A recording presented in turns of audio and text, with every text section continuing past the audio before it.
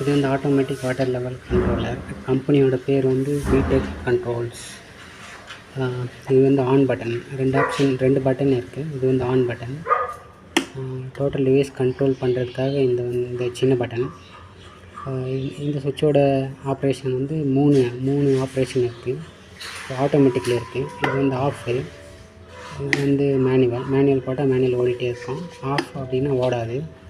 Automatic full down பண்ணோம் அப்படின்னா ஆட்டோமேட்டிக்காக ஆன் அண்ட் ஆஃபு அதே எடுத்துக்கும்.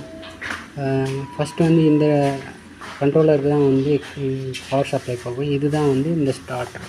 1 HP மோட்டர், சம்பு மோட்டரோட 1 HP ஸ்டார்டர் இது. இந்த ஸ்டார்டர் கண்ட்ரோல் பண்ணுற டிவைஸ் வந்து இந்த கண்ட்ரோலர்.